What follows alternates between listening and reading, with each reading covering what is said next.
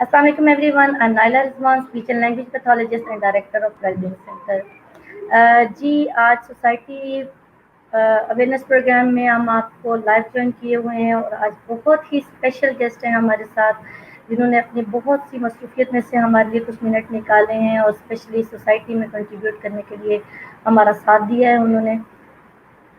Specially यहाँ मैं बात करूँगी जब भी हम स्पीच की दुनिया की बात करते हैं तो sir Nasir, ma'am Ayesha, ma'am Faiza Badar और मैम सदफ नवीन जैसी पर्सनैलिटीज़ होती हैं जिनके हर लफ्ज़ से हम गाइडलाइन लेते हैं और सीखते हैं।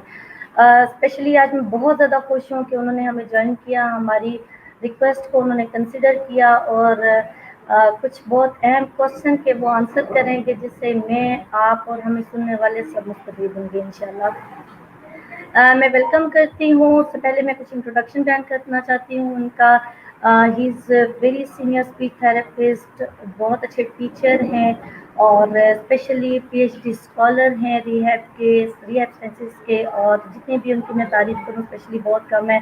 और स्पेशली इस पेंडेमिक में अगर मैं ये बात करूँ कि हम जैसे लोग जो काफ़ी ज़्यादा दूर थे अपने सीनियर से, तो इस सर्कल में जब हम सोसाइटी में वर्क के लिए निकलते हैं और उनसे गाइडलाइन लेते हैं तो एक ही प्लेटफॉर्म पे जब मिलते हैं तो बहुत ज़्यादा इनसे लर्न करते हैं।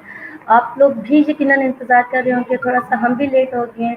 सो हम वेलकम करते हैं सर नासिर को। अस्सलाम थैंक यू वालेकुम सर, वेरी मच। कैसे हैं आप? वालेकुम अस्सलाम, अल्लाह का शुक्र। आप कैसी हैं?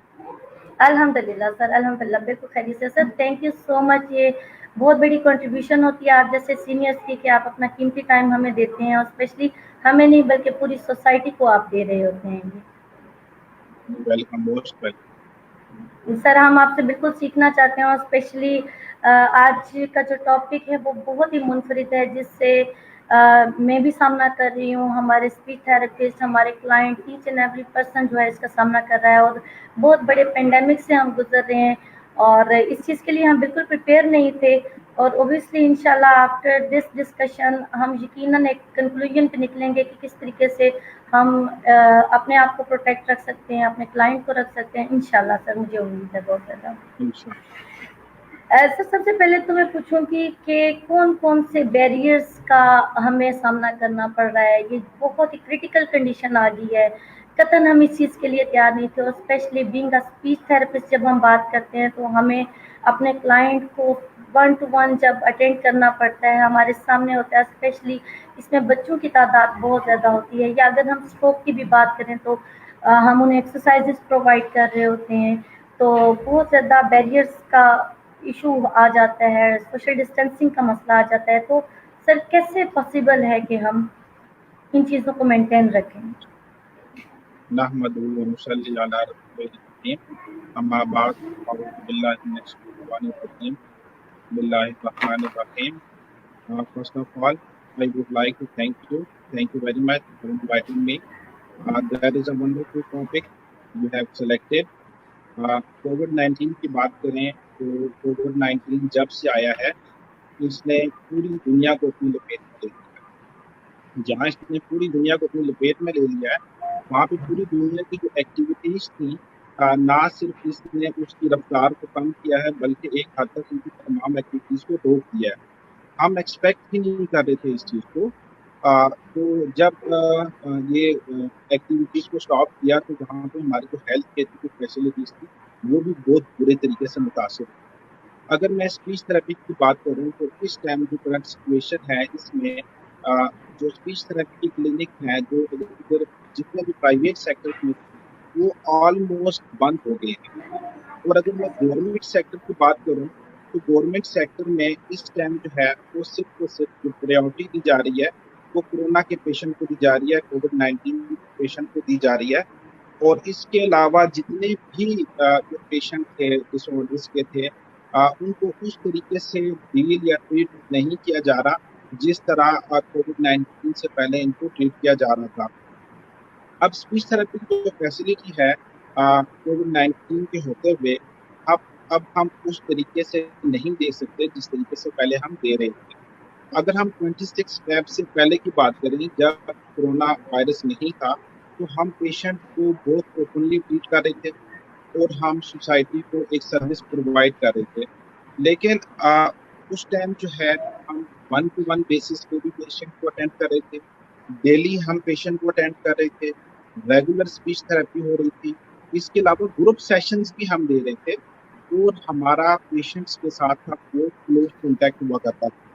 लेकिन जो करंट कंडीशन है इसमें अगर हम देखें तो ना 1-to-1 बेसिस पे पेशेंट को अटेंड किया जा रहा है, रेगुलर थेरेपी तो बहुत दूर की बात है, और ग्रुप सेशन की अगर हम बात करें, ग्रुप सेशन भी उस तरीके से नहीं हो रहे जिस तरह पहले होते थे, बल्कि हो ही नहीं रहे। तो अगर हम क्लोज कॉन्टैक्ट की बात करें तो हर बंदा क्लोज कॉन्टैक्ट को अवॉइड कर रहा है। WHO की भी रिकमेंडेशन है कि आप जो क्लोज कॉन्टैक्ट है उसको अवॉइड करें।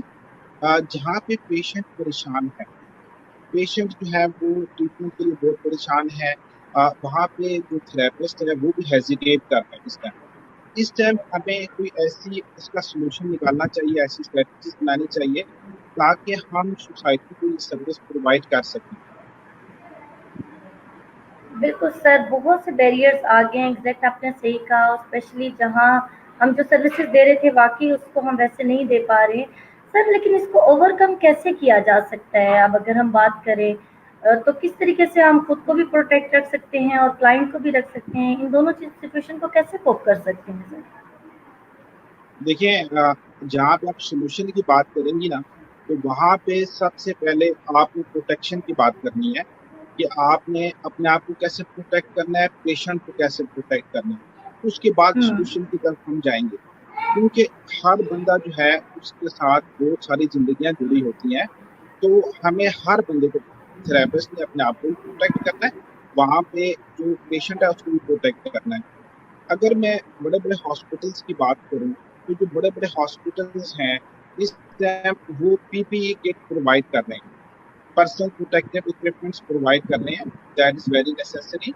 अगर मैं NIRM की बात करूं, NIRM में इस टाइम जो हम प्रोटोकॉल फॉलो कर रहे हैं उसमें ये है कि सबसे पहले जो पेशेंट है जब वो आता है वो गेट के ऊपर, तो उसका थर्मल गन के साथ टेम्परेचर चेक किया जाता है कि आया उसको टेम्परेचर है कि नहीं है। अगर तो वो टेम्परेचर हो तो उसको स्टेट फॉरवर्ड पिम्स की इमरजेंसी में रेफर कर दिया जाता है। अगर उसको टेम्परेचर ना हो तो वहाँ से उसको ऑडिटोरियम में शिफ्ट किया जाता है। ऑडिटोरियम में आफ्टर द रजिस्ट्रेशन, वहाँ पे रजिस्ट्रेशन होती है, उसके बाद 1 by 1 वो मुतलका डिपार्टमेंट में जाते हैं। अगर हम अपने पेशेंट की बात करें, स्पीच थेरेपी के पेशेंट हमारे पास आते हैं, तो जनरल हम पीपीई की बात करें, जो पर्सन प्रोटेक्टिव इक्विपमेंट्स है उसमें जो है सबसे पहले आपको फेस मास्क, आपके पास फेस मास्क होना चाहिए। इसके अलावा आपके पास फेस शील्ड होनी चाहिए। इसके अलावा आपके पास ग्लव्स होने चाहिए, कैप हो तो वो भी ज़रूरी है। इसके अलावा गाउन्स हैं तो आप पहन सकते हैं। एप्रन थोड़ा-सा वो बॉडी को पूरा प्रोटेक्ट नहीं करता, जो गाउन है वो पूरा बॉडी को प्रोटेक्ट करता है। इसके अलावा आप जो है वो शू को भी कवर कर रहे हैं, शू कवर भी आपको पहनने चाहिए। तो जहाँ आप अपने आप को प्रोटेक्ट कर रहे हैं, वहाँ पे आपने पेशेंट को भी प्रोटेक्ट करना है। पेशेंट ने अगर मास्क पहना हुआ है तो दैट्स गुड, अगर मास्क नहीं पहना हुआ तो आप उसको मास्क प्रोवाइड करें। सेकेंडली, अगर तो ग्लव्स पहने हैं तो ठीक है, नहीं तो आप प्रोवाइड करें। अगर ग्लव्स नहीं है तो आप हैंड सैनिटाइजर भी यूज करवा सकते हैं। जिसके अलावा आप जो है पेशेंट के साथ जो है एक प्रॉपर डिस्टेंस रखें। 3 to 6 फीट का डिस्टेंस काफ़ी होता है, लेकिन अगर कोई वरी है तो वो इससे ज़्यादा भी डिस्टेंस रखा जा सकता है। इसके अलावा आप पेशेंट को गाइडलाइन दे सकते हैं, असेसमेंट प्रॉपर कर सकते हैं और उसको होम प्लान दे सकते हैं। इस टाइम अगर हम देखें तो पेरेंट्स जो हैं वो काफ़ी जो है उनके पास टाइम है।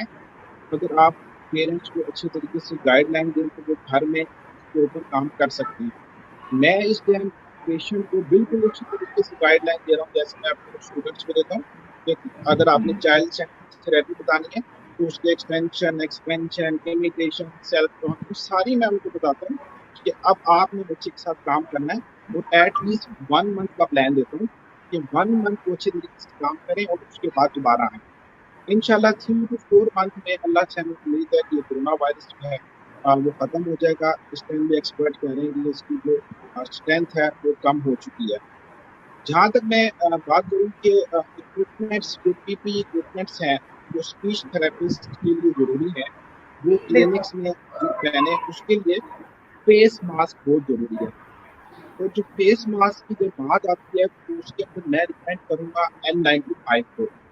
N95 मास्क जो है उसके अंदर कैपेसिटी बहुत ज्यादा है, फिल्ट्रेशन बहुत ज्यादा है। वो 0.3 माइक्रोन जो है पार्टिकल्स को भी ब्लॉक कर देता है। लेकिन उसका प्रॉपर जो है वो यूज भी आना चाहिए। सिर्फ ये नहीं है कि आप N95 मास्क पहने, आप उसको चेक करें कि आया आपने प्रॉपर जो है N95 मास्क पहना है। उसके लिए तरीका यह है कि आप मास्क पहने और उसके बाद एयर को ब्लो करें। अगर तो वो एयर नीचे से रिलीज हो रही है या ऊपर से रिलीज हो रही है तो दैट मीन्स कि आपने प्रॉपर N95 मास्क नहीं पहना हुआ।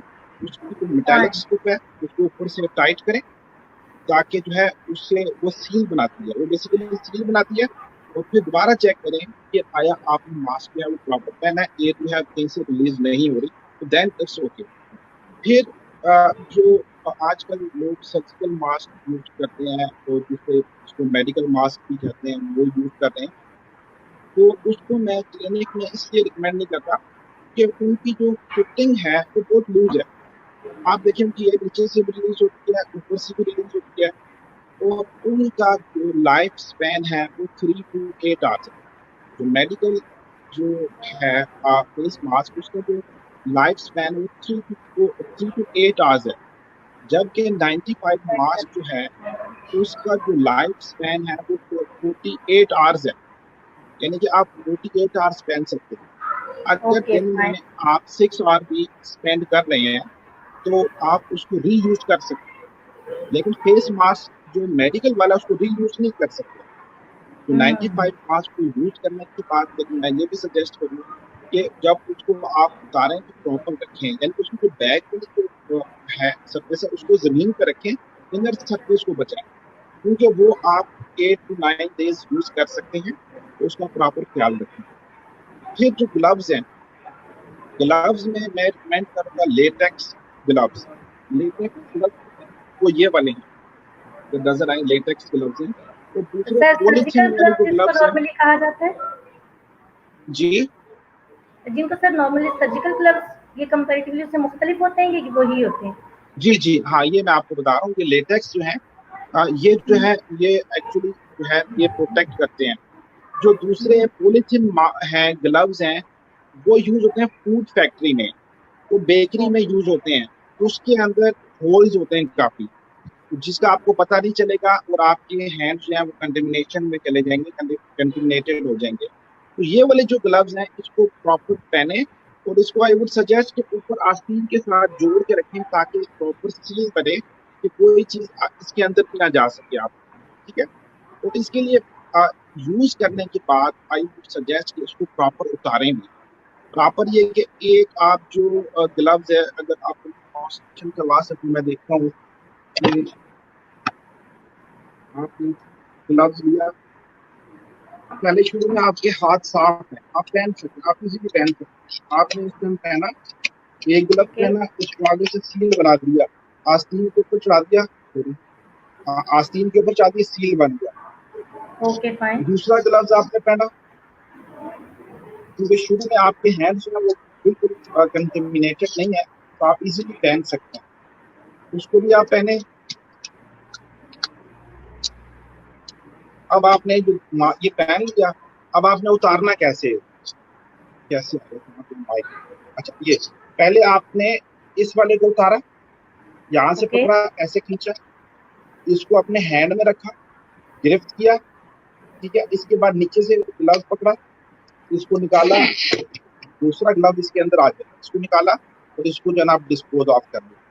तो ये प्रॉपर फाइन। तरीके है, इसको यूज करो तो इंशाल्लाह आपको कोई मसला नहीं होगा। तो घबराए ना और पेशेंस रहो। Okay sir. सर, ये हमें हर पेशेंट के बाद अपने ग्लव्स चेंज करने हैं, ऐसा ही है? ऐसे ही ऐसे और ही ये पेशेंट को रीयूज नहीं है, ना इसको वॉश कर सकते ना इसको रीयूज कर सकते। बिल्कुल रीयूज नहीं है, लेकिन हम एक वक्त में एक ही पेशेंट को अटेंड करके इसको डिस्पोज कर देना चाहिए एक, और पेशेंट के लिए क्या रेकमेंड करेंगे कि जब वो सेशन ले तो वो भी अपने मास्क और ग्लव्स जो है वो उसको डिस्पोज कर दिया करे, कि बेटर है उसके लिए? जो पेशेंट है वो ग्लव्स को डिस्पोज ऑफ कर सकता है, यूज करने के बाद मैंने कहा N95 मास्क पे वो ज्यादा चल सकता है, वो बहुत ज्यादा 48 आवर्स भी चल सकता है। तो आप उसको 6, 7, 8 सेशन, यानी कि आपकी जो ड्यूटी है 6 आवर्स की ड्यूटी है, तो 6 डेज भी आप यूज कर सकते हैं। लेकिन उसके लिए ख्याल आपको ये रखना पड़ेगा कि आपको जो मास्क है उसका जो आउटर सरफेस है वो बाहर रखेंगे और इनर सरफेस को आप बचा के रखेंगे। बिल्कुल फाइन सर, ज़बरदस्त सर, बहुत अच्छे तरीके से आपने बताया और स्पेशली इनमें से बहुत से पॉइंट्स जो हैं वो हमें नहीं भी पता होते, हम समटाइम इग्नोर कर जाते हैं और स्पेशली उतारना और उसको डिस्पोज करने में कभी-कभी लापरवाही कर जाते हैं सर। Wonderful sir. सर मुझे ये बताएँ कि नॉर्मली क्या होता है कि जब भी क्लाइंट हमारे पास आता है तो हम उसको फिज़िकली एक्सरसाइज़ेज़ करवा रहे होते हैं, स्पेशली स्ट्रोक पेशेंट की जब हम बात करते हैं, तो क्या उनको डेमोन्स्ट्रेट करना चाहिए हमें पिक्चर्स वगैरह दिखा के, वीडियोस दिखा के, या उनको करके दिखा देना चाहिए, कोई प्रॉब्लम नहीं है? नहीं, अगर तो देखें आपके पास जो पेशेंट आ रहे हैं ना, जो स्ट्रोक के पेशेंट है, मैं आपको एक बात बताऊं, नंबर वन, वो किसी हॉस्पिटल से ही आ रहे होंगे। उस स्ट्रोक का बिल्कुल। पेशेंट डायरेक्ट तो आप ट्रीट करते भी नहीं है। और हाँ, आजकल जो प्रोटोकॉल है हॉस्पिटल्स का, वो पेशेंट को उस टाइम तक नहीं लेते जब तक उसका कोविड-19 का टेस्ट ना हो। ठीक है ना? उन्होंने टेस्ट करवाया होता है, तमाम प्रोटोकॉल्स को लिया होता है। नंबर वन, मैंने आपको कहा कि परेशान होने की जरूरत नहीं, आप यूज कर सकते हैं, आप अपने आप को प्रोटेक्ट करें। अगर नहीं है तो इसके लिए भी हल है कि आप जो है टेलीथेरेपी के बारे में जो हम बात करेंगे, फिर मैं बताऊंगा कि किस तरीके बिल्कुल से सर, आपने गाइड करेंगे, कर सकते बिल्कुल। Okay, fine. सर, बिल्कुल आपने टेलीथेरेपी का ज़िक्र किया, तो टेलीथेरेपी के बारे में सर आप क्या कहते हैं? आप, जबकि पूरी दुनिया का निज़ाम चेंज है, हम भी इसकी तरफ मूव कर गए हैं और लोग भी इसको प्रेफ़र कर रहे हैं क्योंकि ऑब्वियसली वो नहीं आ सकते या सेशन लेने में कभी-कभी कंफर्टेबल नहीं होते, तो क्या समझते हैं सर, टेलीथेरेपी कितनी सक्सेसफुल है, कामयाब है? हैं। टेलीथेरेपी को मैं इस करंट कंडीशन में जो अभी चल रही है, इसमें कहूंगा कि that is the best way to provide the therapy इस करंट कंडीशन में। वैसे मैं ओके, इसको रिकमेंड ज्यादा नहीं करता, लेकिन हमें कोई ना कोई सोल्यूशन देना है, कुछ डिफरेंट स्ट्रेटजीज की तरफ जाना है, तो उसमें मैं रिकमेंड करूंगा टेलीथेरेपी को। टेलीथेरेपी में हम बिल्कुल सेम थेरेपी हम दे सकते हैं जैसे हम क्लिनिक में थेरेपी दे रहे होते हैं, और इसके सेम रिजल्ट्स आते हैं। क्यों? क्योंकि हमारे जो बेशतर पेशेंट है, जो अक्सरियत है, उनके साथ हम फिजिकल टच नहीं कर रहे होते, और उनको जो है हम क्लिनिशियन डायरेक्टेड थेरेपी दे रहे होते हैं। तो उसमें लिमिटेड केसेस ऐसे हैं जिनके अंदर जो है हम टेलीथेरेपी दे सकते हैं। टेलीथेरेपी जो है उसको that is very easy process. इसमें जो है आपके पास जो है वो एक इंटरनेट होना चाहिए, आपके पास लैपटॉप होना चाहिए, आपके पास जो है स्काइप इंस्टॉल हो, वो भी बेहतर है, आप सेशन दे सकते हैं। इसके अलावा अगर आपके पास कोई आईफोन है, तो उसके ऊपर भी आप वीडियो कॉल कर सकते हैं, WhatsApp video call, voice call के जरिए भी जो है आप जो है वो सेशन दे सकते हैं।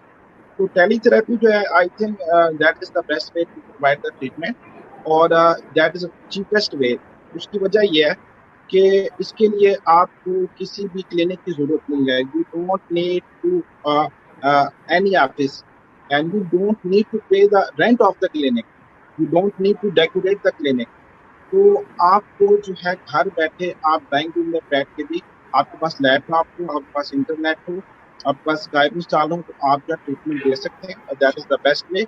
हमने सोसाइटी को एक सर्विस प्रोवाइड करनी है, तो हम कर सकते हैं। बिल्कुल सर, फाइन, बिल्कुल सर, ऐसा ही है।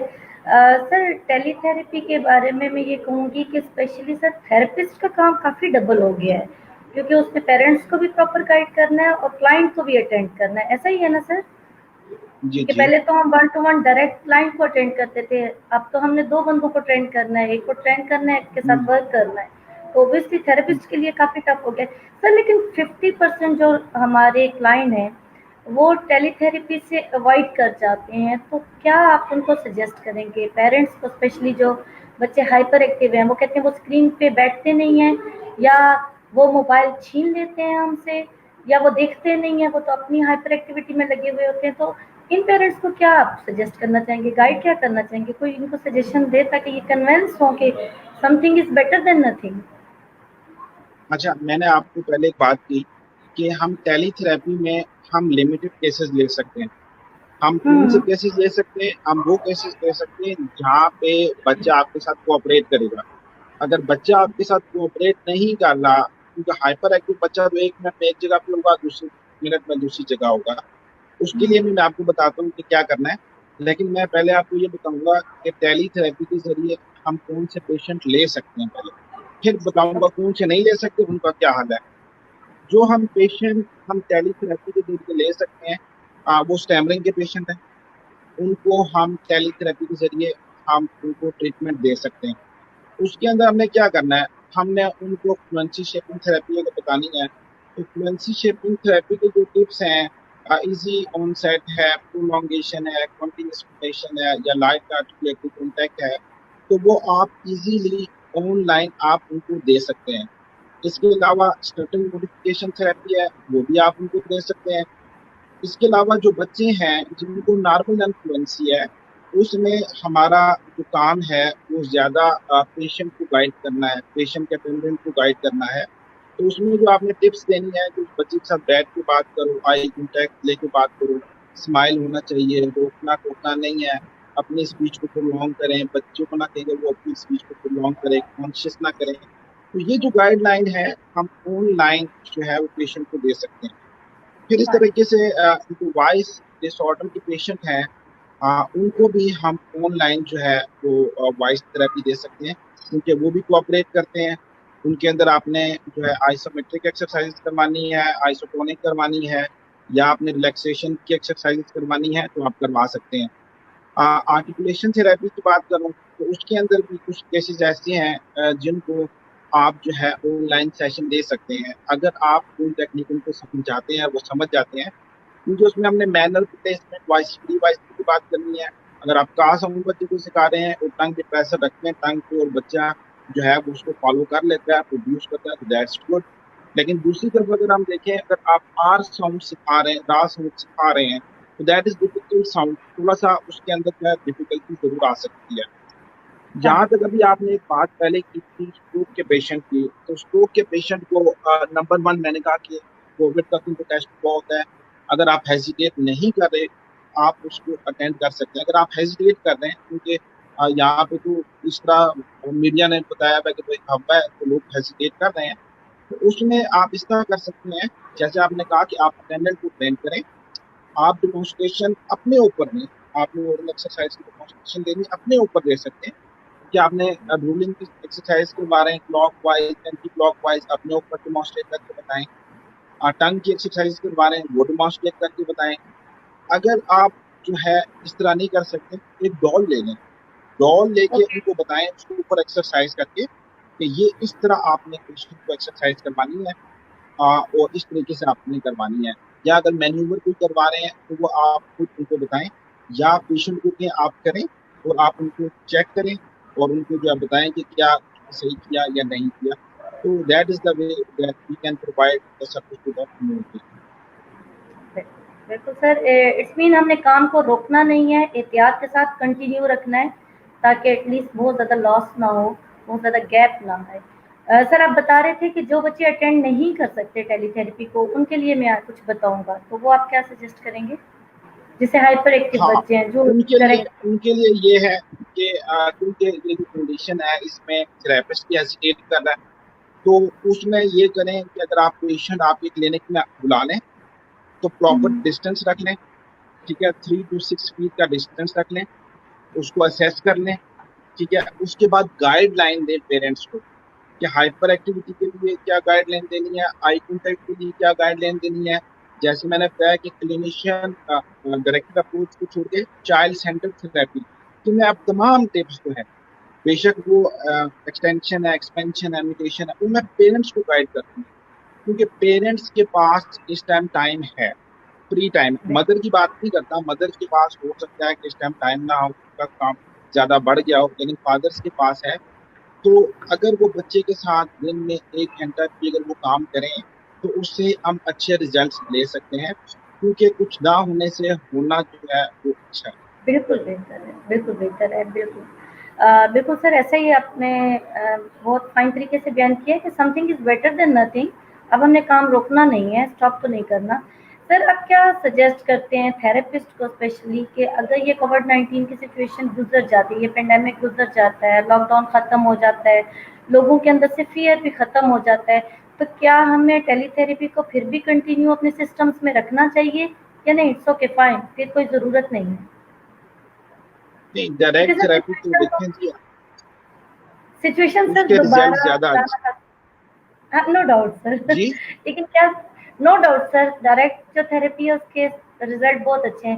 क्या हमें ओमिट कर देना चाहिए सिचुएशन बेटर हो, या कंटिन्यू किसी हद तक पेरेंट्स के साथ बाउंडिंग रखनी चाहिए? क्योंकि सर अभी राइट नाउ कंडीशन में बहुत ज़्यादा पेरेंट्स डिफिकल्टी में आ रहे हैं, उन्हें समझ नहीं आ रही। सम टाइम हम आधे घंटे का सेशन डिसाइड करते हैं जो घंटे पे चला जाता है, सिर्फ इस वजह से कि पेरेंट्स को पता ही नहीं है हमने कैसे कोप करना है, बच्चे को कैसे अटेंड करना है। तो क्या कंटिन्यू रखना चाहिए या इट्स ओके डायरेक्ट पे ही रहना चाहिए?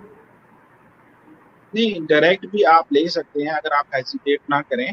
बाज जो देखें, कोई भी पेरेंट्स कोई कोविड-19 का बच्चा लेके आपके पास नहीं आएगा, ठीक है ना? बेशक। ये आप अपने ज़हन से निकाल लें। लेकिन आपने क्योंकि एक मीडिया ने हवा क्रिएट किया हुआ है, तो उसकी वजह से अब सारे लोग परेशान हैं कि वो डरते हैं। बल्कि आजकल तो हर बंदा दूसरे बंदे को इस नज़र से देखता है कि शायद यही कोविड-19 का पेशेंट है। एक हद तक तो ठीक है कि उससे जो है फिर इंसान जो है वो अवॉइड करता है, प्रिकॉशंस लेता है। अगर ये चीज़ निकल जाए और अगर आप ले सकें पेशेंट, तो मैं कहता हूँ इससे बढ़ के कोई और बात हो ही नहीं सकती। Exact sir. बाकी सर क्योंकि पेरेंट्स डबल तरीके से परेशान हो रहे हैं, एक तो वो बच्चे की प्रोग्रेस से पीछे जा रही है, रिवर्स हो रहा है, वो इसलिए भी परेशान है, और दूसरा मीडिया की तरफ से एक बड़ी ज़्यादा हाईलाइटेड जब चीज़ हो जाती है वो इसलिए भी परेशान है, सर्विसेज भी नहीं ले पाता। तो वाकई उनको कोई सोल्यूशन निकालना है और हमें भी काम तो करना है। सर स्पीच थेरेपिस्ट को क्या रिकमेंड करेंगे इस वक्त में, इस कंडीशन में? देखिए, मैं उनको कहूँगा कि आप लोग जो है हेसिटेट ना करें और कम्युनिटी को सर्विस प्रोवाइड करें। अगर आप डायरेक्ट सेशन लेने से हेजिटेट कर रहे हैं तो ऑनलाइन सर्विस भी आप प्रोवाइड कर सकते हैं। अब बात ये है कि पेशेंट का थेरेपिस्ट का एक ट्रस्ट डेवलप हुआ हुआ है। अब वो उसी से ही करवाना चाहता है, जो हम कम्युनिटी में देखते हैं ना, कि वो उसी के पास जाना चाहता है, उसी से ट्रीटमेंट करवाना चाहता है। तो आप जो है अगर वो परेशान है तो किसी भी वे में टेलीथेरेपी में या डायरेक्ट सेशन जो आप दे सकते हैं, एटलीस्ट उनको कोई कुछ ना कुछ आप सर्विस प्रोवाइड करें ताकि वो भी थोड़ी सेटिस्फाई। बिल्कुल sir, wonderful sir, thank you so much. आपने कई थेरेपिस्ट को रिलैक्स कर दिया कि इतने हेजिटेट मत करें आप। सर आपका बड़ा कीमती टाइम हमने लिया, बहुत शुक्रिया सर। वी बहुत अंडरस्टैंड शुक्रिया। कि बहुत ही मुख्तसर टाइम होता है अपनी मसरूफियत में से निकालना, और बहुत ही वंडरफुल आपने अपनी जो बड़े सिंपल अल्फाज में थेरेपिस्ट को भी समझा दिया है और पेरेंट्स को भी समझा दिया है कि इस सिचुएशन में हमने कैसे सफ़र करना है, किस तरीके से कोप करना है इस कंडीशन को। Sir thank you so much कहूँगी, बहुत शुक्रिया सर, बहुत मज़ा मोस्ट आया आपसे वेलकम। गपशप करके। और ऑब्वियसली पेरेंट्स थैंक यू को वेरी स्पेशली बड़ा अच्छा क्लियर हो गया होगा कि हमें यहाँ पे काम करना है, यहाँ पीछे नहीं हटना। और स्पेशली सर हम जैसे थेरेपिस्ट को कि डरना नहीं है, जहाँ बाकी डॉक्टर्स लगे हुए हैं लाइन में, फ्रंट लाइन में लगे हुए हैं, तो हम भी इस वक्त इसी कंडीशन में हैं, हमें भी साथ देना है। क्योंकि सर आई अंडरस्टैंड कि बहुत ज़्यादा स्ट्रोक के पेशेंट्स हैं जो यूट्यूब के साथ हैं, ओरल फीडिंग पे नहीं है, कितने ज़्यादा प्रॉब्लम्स हैं सर। और स्पेशली हाइपर एक्टिव बच्चों को देखें तो उनके पेरेंट्स सर्विसेज लेना चाह रहे हैं, बहुत से पेरेंट्स हैं जो थेरेपिस्ट को अप्रोच कर रहे हैं, लेकिन एक बैरियर्स की वजह से एक दूसरे को वो लिंक नहीं कर पा रहे हैं। तो हमें इस टाइम पे अंडरस्टैंड करना है एक दूसरे की सिचुएशन को और एहतियाती तदबीर को लेके चलना है इंशाल्लाह। Thank you so much sir, बहुत शुक्रिया कहूँगी। Welcome. Thank you. Thank you so thank you. Much, अल्लाह हाफिज़ सर, थैंक यू। जी एवरीवन, आपने देखा कि कितने खूबसूरत तरीके से सर नासिर ने हमें समझाया है कि इस सिचुएशन में हर थेरेपिस्ट को पार्ट बनना है सोसाइटी का, और किस तरीके से एहतियात के साथ हमें अपने काम को कंटिन्यू रखना है। बेशक इसमें कोई शक नहीं है, क्योंकि इस वक्त निज़ाम ज़िंदगी को हमने नहीं रोकना, निज़ाम ज़िंदगी तो चलेगा, लेकिन अपनी एहतियात, क्लाइंट की एहतियात, दोनों की एहतियात बहुत ज़रूरी है, जिसके लिए उन्होंने बहुत अच्छे तरीके से बताया कि कौन से मास्क को यूज़ करना है, किस तरीके से यूज़ करना है, ग्लव्स को किस तरीके से पहनना है, किस तरीके से डिस्पोज करना है। ये तमाम चीज़ें हमने बहुत एहतियात से करनी है, ना सिर्फ खुद करनी है बल्कि हमने अपने पेशेंट को भी इसके लिए फोर्स करना है कि वो इन तमाम एहतियात को पूरे से कर सके और करे। स्पेशली ये कहूँगी कि हम मोस्टली ये समझते हैं कि सिर्फ ग्लव्स और मास्क ही ज़रूरी है। जैसा कि सर नासिर ने हमें बहुत अच्छे तरीके से बताया है कि हमें कैप्स का भी यूज़ करना है, हमें शू कवर्स का भी यूज़ करना है और तमाम प्रिकॉशनरी मेजर्स को साथ लेके अपनी थेरेपी को कंटिन्यू हम रख सकते हैं। जो पेशेंट्स ये समझते हैं कि वो टेली थेरेपी से ज़्यादा मुस्तफ़ीद नहीं हो पा रहे, तो वो हमें अप्रोच कर सकते हैं, क्योंकि हम लोग उनको होम प्लान देंगे लेकिन प्रॉपर गाइडलाइन के साथ। अगर वो टेली थेरेपी को फ्रूटफुल नहीं समझ रहे तो हम उनको वेलकम करते हैं। तमाम थेरेपिस्ट से भी हम रिक्वेस्ट करते हैं कि जहाँ-जहाँ हमारी ऑडियंस को, हमारे क्लाइंट्स को मसला है, हम उनको अटेंड करें और इस सिचुएशन में हम उनका साथ दें और सोसाइटी में अपने कंट्रीब्यूशन को कंटिन्यू रखें। इंशाल्लाह नए प्रोग्राम में नए गेस्ट के साथ हम आपको ज्वाइन करेंगे और नई गाइडलाइन के साथ हम आपको ज़रूर एक नई अवेयरनेस प्रोवाइड करेंगे। अपना बहुत सा ख्याल रखें और दुआओं में याद रखें। अल्लाह हाफ़िज़।